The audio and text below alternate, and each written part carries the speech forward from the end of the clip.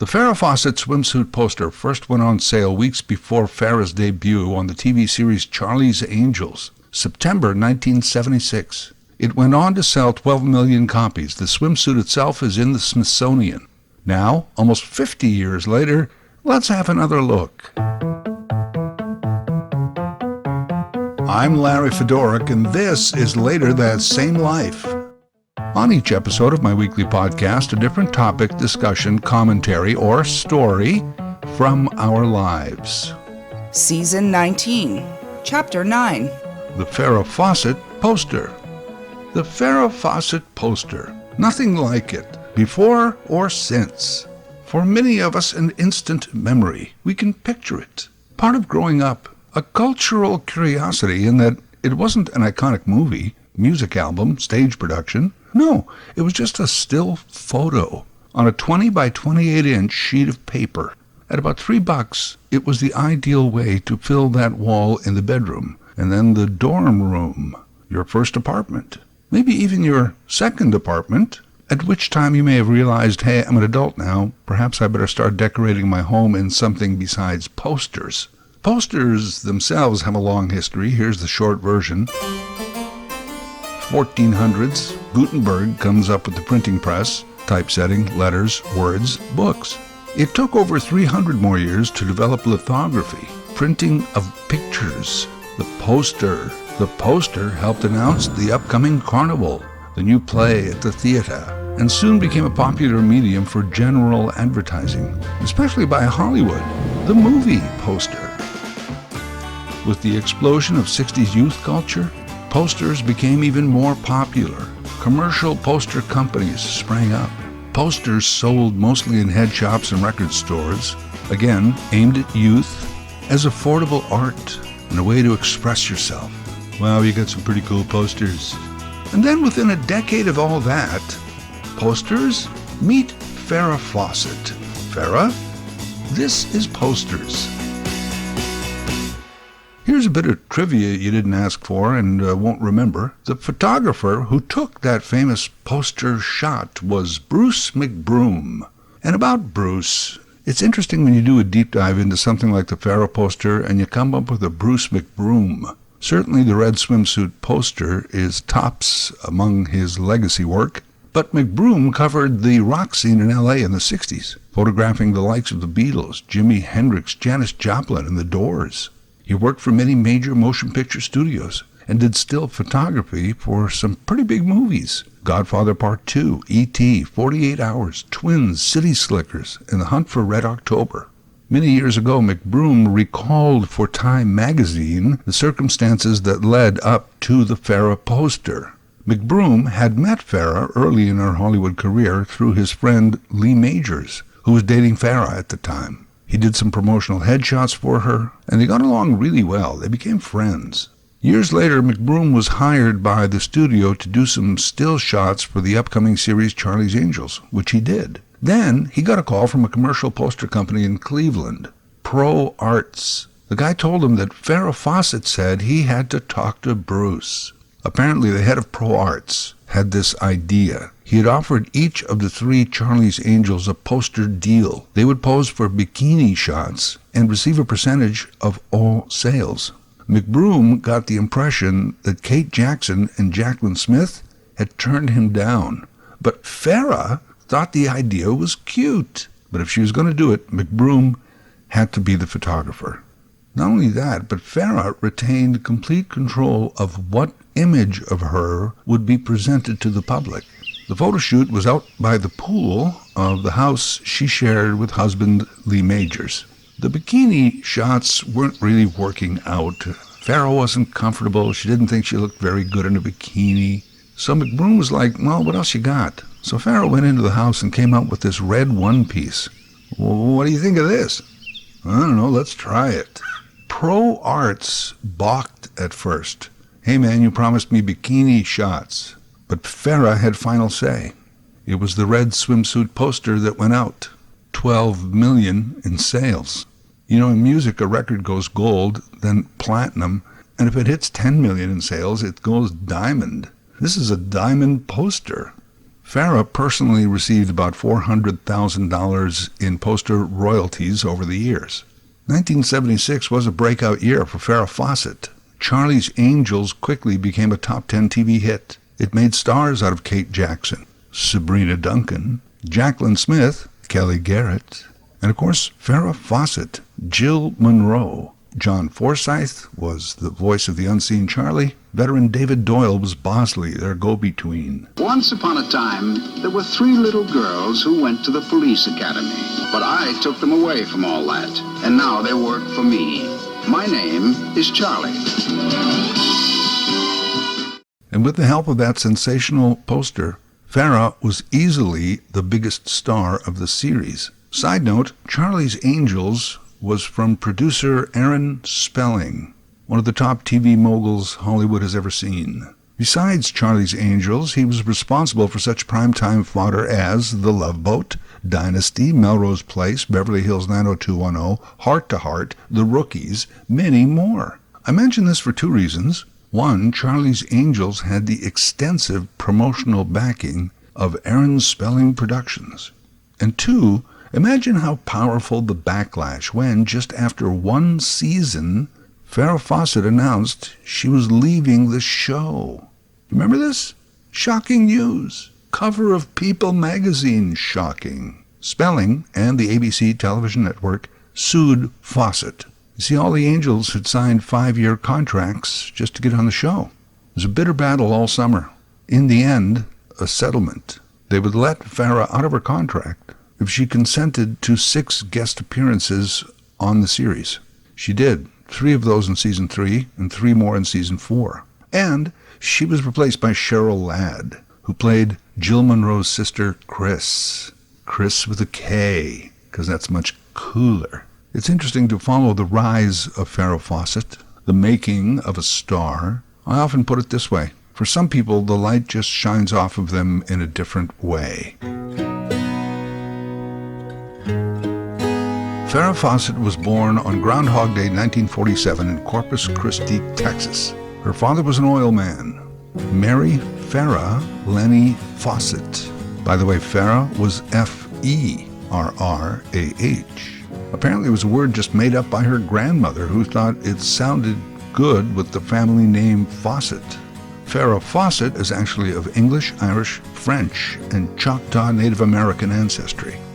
In 1965, she became a freshman at the University of Texas and received, and can you imagine this, a most coveted distinction among those women who were seeking post-secondary education.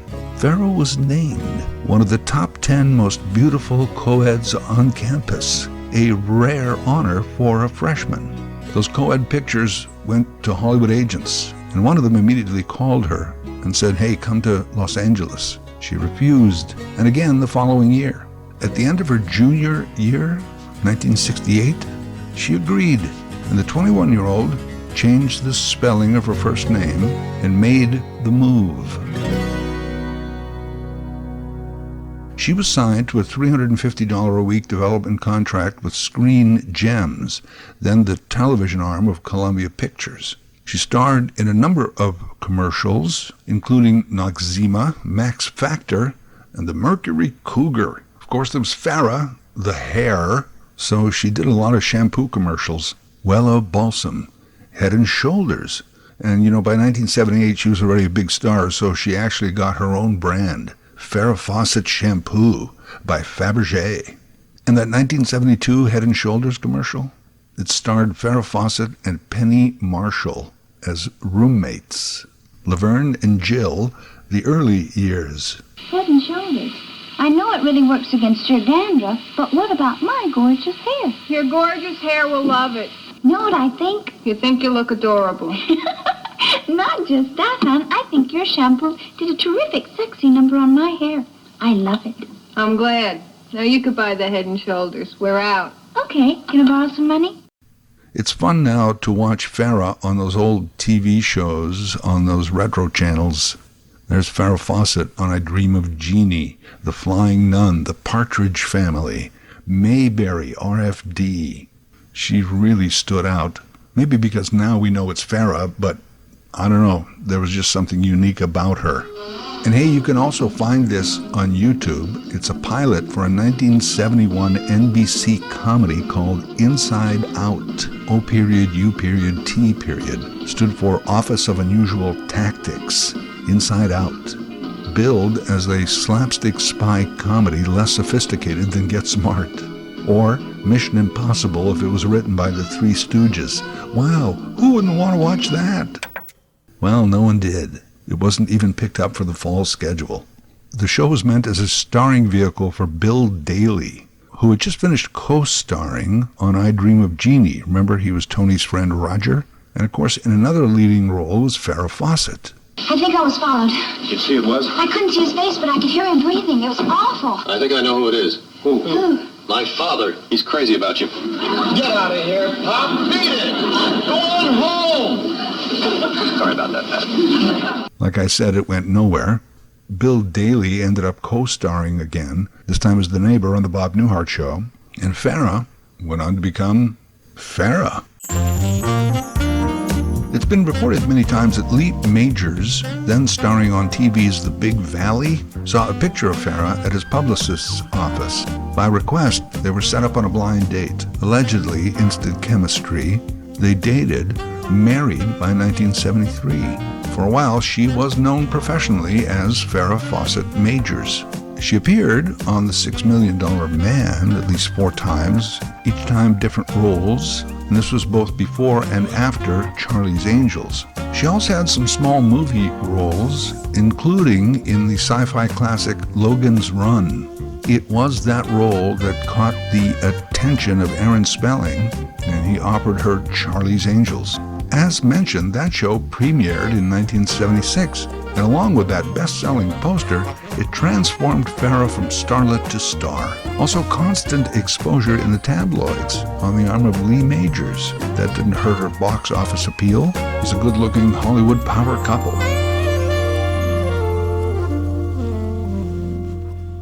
Farrah left the Angels after the first year because she was seeking more meaningful dramatic roles. That would be a tough go, for an actress known for her 1,000-watt teeth and shampoo-naming worthy hair. And I don't mean to reduce all of her talents to just hair and teeth, but many people did. She had the poster that every guy was pinning up on the wall and hair that every girl was copying. The Farrah flip, the most famous and copied hairstyle until the Rachel.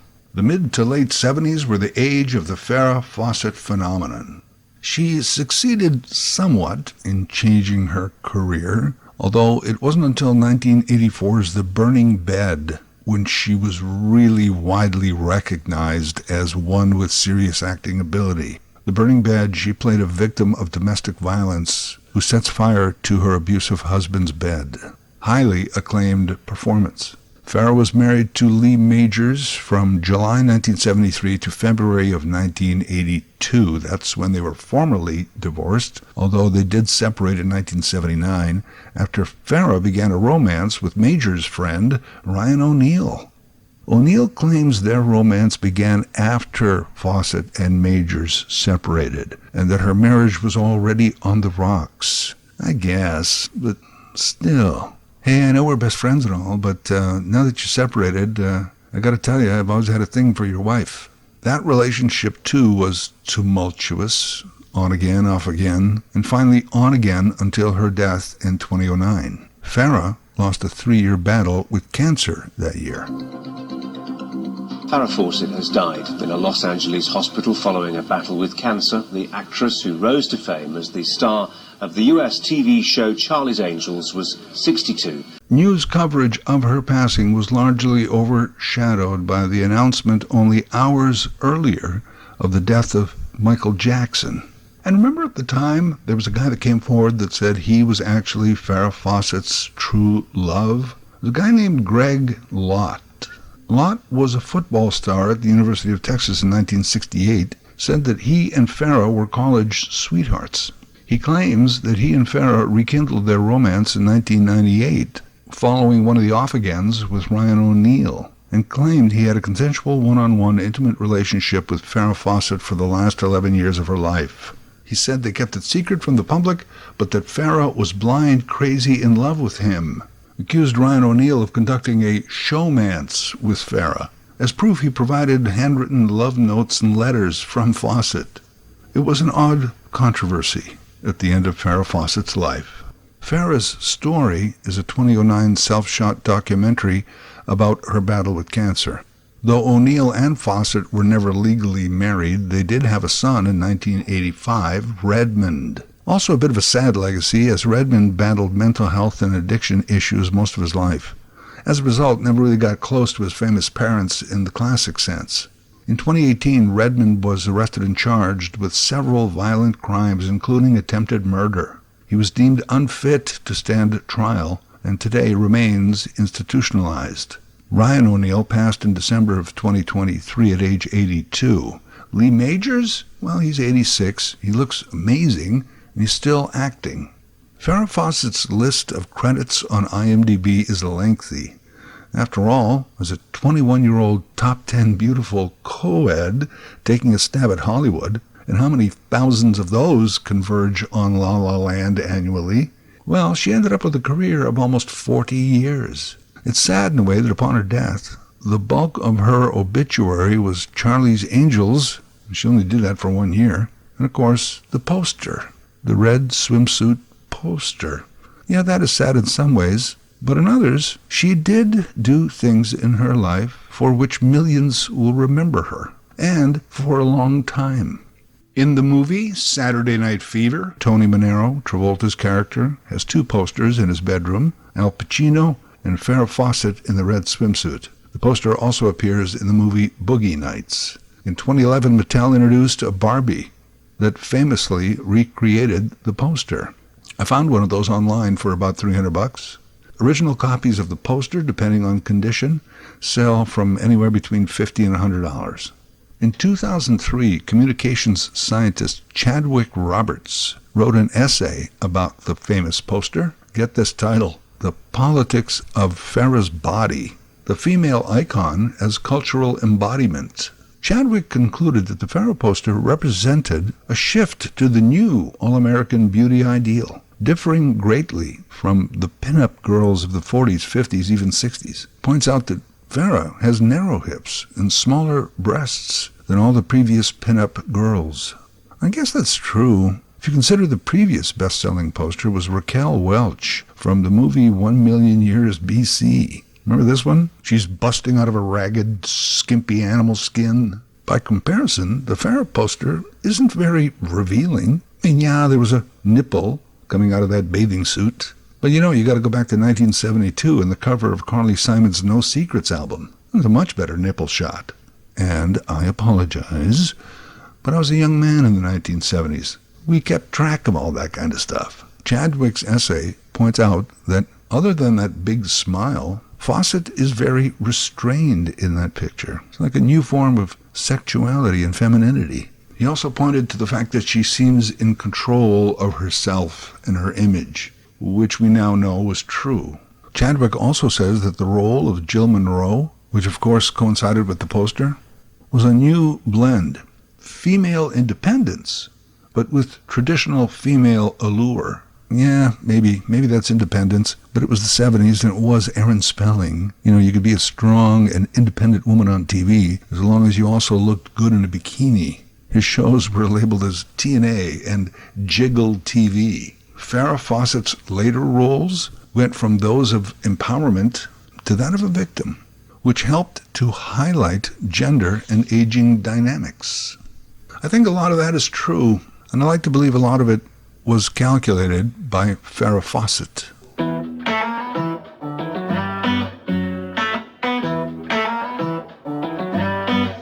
A rising star, a poster opportunist from Cleveland, a photographer friend, a red swimsuit from the back of the closet, an afternoon by the pool, 12 million copies. And 50 years later, here we are, still enamored.